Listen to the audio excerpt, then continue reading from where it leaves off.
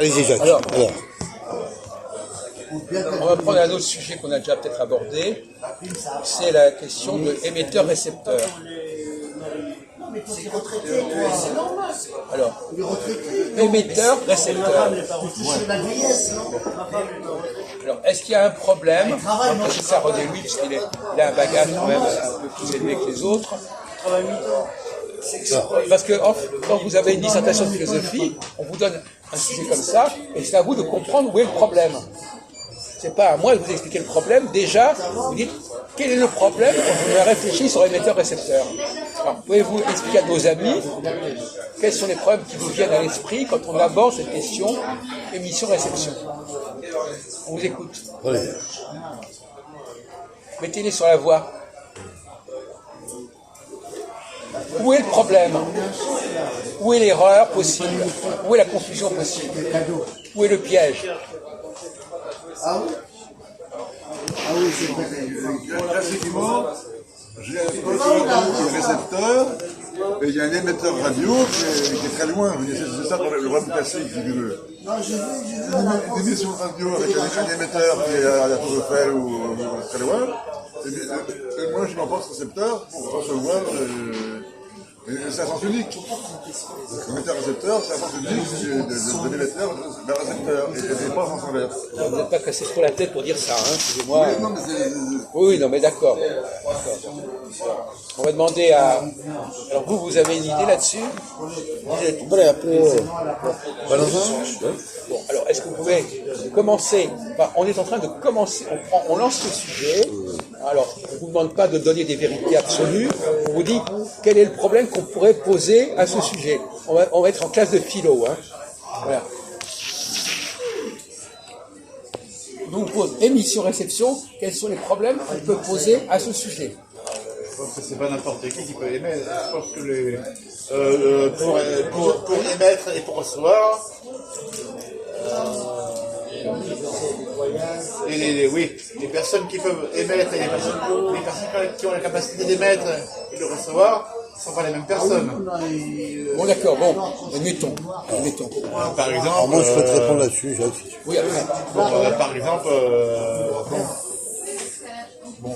par exemple, la femme, par exemple, une femme, par exemple, voilà, bon, par exemple, elle reçoit, par exemple, la semence de l'homme, voilà, mais elle n'a pas les capacités, elle, à émettre. Mais si, quand la naissance est une émission. Oui.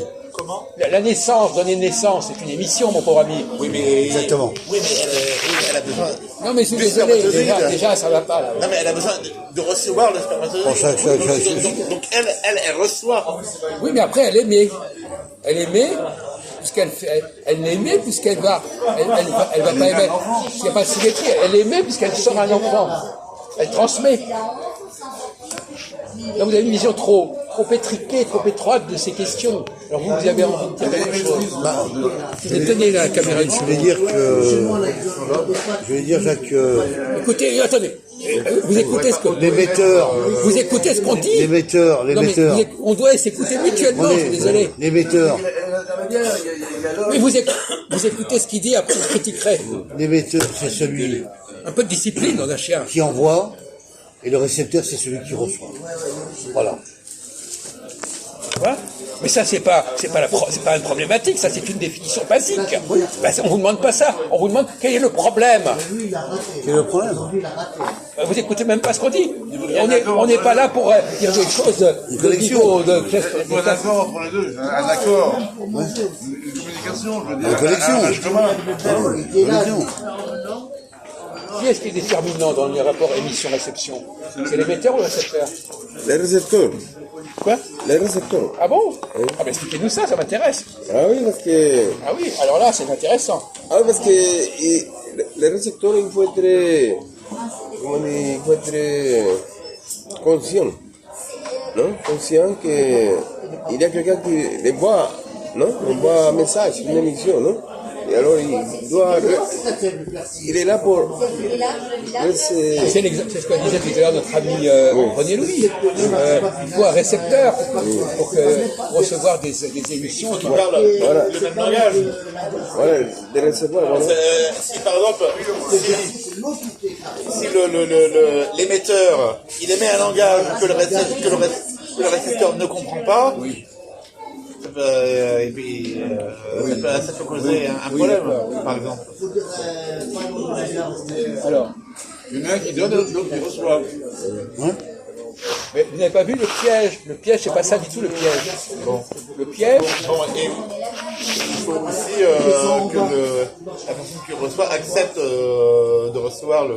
Il sort de la gare. est-ce qu'on peut émettre sans le vouloir? Pardon? Oui. Oui. Par exemple, par exemple, des fois, par exemple, sans le vouloir, par exemple, on émet un gaz, par exemple. Enfin, vous voyez ce que je veux dire? Il était là-bas, il a pris tout.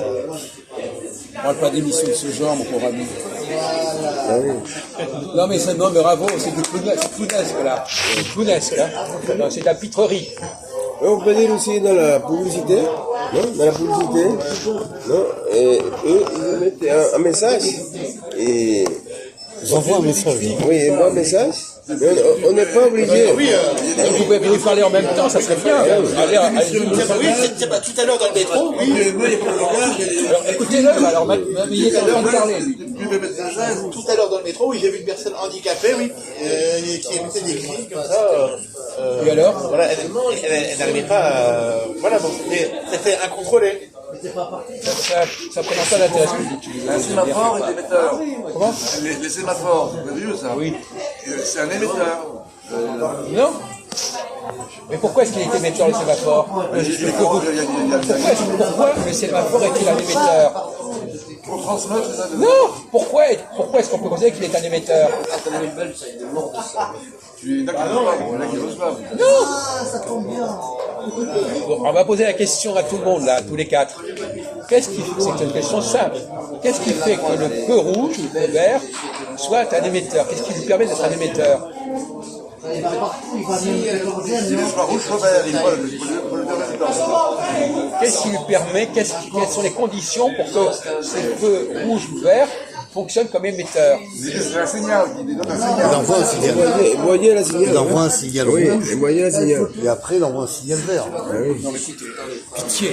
Bon, alors vous, allez-y. Oui, et il envoie la signal et le conducteur, c'est lui qui reçoit la signal. Ah oui, et c'est lui qui est le secteur, non? Qui fait la- Il n'y en a pas un qui sauve l'honneur hein, dans cette discussion.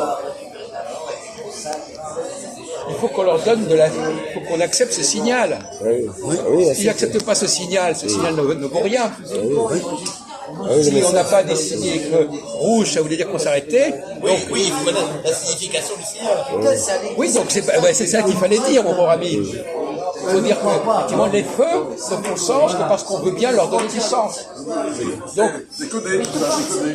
Donc, quelqu'un qui émet, il n'émet que dans qu'à condition qu'on reconnaisse son signal. Et même à la limite, on peut par exemple imaginer un feu qui marche en rouge et vert, et puis finalement, bon, on peut imaginer, Mais non, mais pas, mais. on va pas prendre cet exemple-là, on peut imaginer que quelqu'un soit utilisé comme signal sans le savoir. La Lune, par exemple, est-ce qu'elle sait qu'elle est utilisée par les hommes pour marquer le temps? Elle ne sait pas. Pourtant, donc, est-ce que c'est elle qui marque le temps ou est-ce que c'est nous qui lui accordons ce rôle? C'est elle qui marque le temps, Jacques. Salazar, tu bouges un peu. Non, c'est le contraire. Mais oui, de toute façon, dès que vous dites une chose, ça veut dire le contraire. La Lune, rien n'oblige les gens à regarder, on en a parlé récemment encore, rien n'oblige les gens à dire que lorsque la Lune est à tel endroit, on fait ceci ou cela. Pas obligé. On se sert de la Lune pour marquer notre temps. Mais elle ne nous oblige pas à le marquer. Enfin, en tout cas, à un certain niveau, c'est comme ça. Ah oui, monsieur. Bon. De même que par exemple le coq, quand il chante le coq, certaines personnes considèrent que c'est le début de la journée. Mais ceux qui ne s'intéressent pas à ça, le coq peut chanter comme il veut, On s'en fout. Donc le récepteur est plus important que l'émetteur. C'est ce qu'on appelle en français l'instrumentalisation. Qu'est-ce que c'est que l'instrumentalisation? Il est là, lui. Mais l'instrumentalisation, on l'a fait dans les deux sens. Je veux dire, on peut instrumentaliser la Lune oui. Ou bien? Si la Lune est émettrice, elle est instrumentalisée. Non, l'instrumentalisation, c'est quand on donne une fonction à un objet qui n'a pas vocation à avoir cette fonction. Je décide que cet objet a cette fonction, mais ça n'est pas intrinsèque à l'objet en question. C'est ça l'instrumentalisation. Par exemple, moi j'ai instrumentalisé Valentin, puisque lui, il est là tous les jours. Donc, je me suis dit, puisqu'il est là tous les jours, on va peut-être organiser des choses autour de lui. Il a été instrumentalisé. C'était pas sa volonté. On s'est servi de lui pour faire quelque chose. C'est comme la manipulation, non? Oui, c'est une forme de manipulation, si on veut, oui. Mais dans le cas, par exemple, de l'astrologie, il y a une grande question qui se pose. Est-ce que ce sont les astres qui agissent sur nous ou est-ce qu'ils sont simplement instrumentalisés? Les astres sont instrumentalisés. Les astres sont instrumentalisés. Donc ils n'ont pas d'action véritable. Non? Ils n'ont pas d'action véritable. Ils n'ont d'action que parce que les hommes leur en donnent une. Donc je ne sais pas, je ne veux pas vous mettre sur la voie. Non, mais à la fois, on leur donne une action, mais ils en ont une. Et ils ont l'action qu'on leur donne. Les astres ont l'action sur nous qu'on leur donne. Oui. Donc c'est le récepteur qui donne son rôle à l'émetteur. Ou plutôt, l'émetteur ne devient l'émetteur que parce qu'on veut bien qu'il devienne émetteur. Il n'est pas émetteur intrinsèquement. Alors, il y a des gens qui acceptent l'astrologie et qui acceptent que les astres les influencent.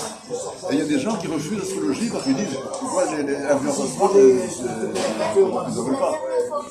Oui, et d'autres qui acceptent l'astrologie parce qu'ils acceptent que les astres soient instrumentalisés par tout le monde et notamment les astrologues. Alors, on pourrait continuer sur ce sujet, beaucoup de choses à dire sur ce sujet, mais je crois que c'est un petit peu différent. Mais par exemple, dans le cas de l'ère du Verseau, vous avez entendu parler de l'ère du Verseau. L'ère du Verseau, c'est comment vous expliquez le phénomène des airs zodiacales. Mais auparavant, il y avait l'ère du Poisson. Oui. Au départ, il y a eu l'ère du Poisson qui a duré 2000 ans. Non, mais il faut les dater, les airs. Il faut dater l'ère du Poisson, il faut dater l'ère Oui, du d'accord, Verseau. mais comment ça fonctionne cette histoire des airs? Qui fait fonctionner l'histoire des airs? C'est l'astronomie, je veux dire. L'astrologie, non? C'est le zodiaque qui tourne dans le temps magnétique. Non, mais ce sont les gens qui font fonctionner les airs. Pas l'astronomie. L'astronomie, elle est instrumentalisée par les gens. On ne dit pas le contraire de ce que vous dites. Si, par exemple, pendant X années, on décide que telle religion aura tel symbole, par exemple les chrétiens, ils ont le symbole des poissons. Vous savez ça? Ah oui. Vous savez ça, machin? Les Chinois. Ichtus. Jésus Christi, fils de Dieu. Les chrétiens ont accordé. Pourquoi est-ce qu'ils ont choisi le symbole du poisson Valentin? Il est là. Il y a eu une multiplication, oui. Non, J'étais à l'école, moi je l'ai oublié. parce qu'il y avait l'air des poissons, du con. Il y avait l'air des poissons. À ce moment-là, le point vernal était tombé sur la constellation des poissons. À ce moment-là, on a dit la nouvelle religion doit être en accord avec cette constellation des poissons. Et après, quand on est passé au Verseau, on a dit la religion doit être en rapport avec le Verseau. L'instrumentalisation. ne veut pas dire que ces astres ont une quelconque influence sur nous, mais on a décidé de se connecter avec eux. C'est drôle tous ces symboles, Jacques. Poisson, Gémeaux, le crabe, le poisson, le tigre, ils se sont basés sur les espèces. On va pas faire un cours d'astrologie. Non mais d'accord, ouais. Bon, c'est pas le moment. Bon, arrêtez.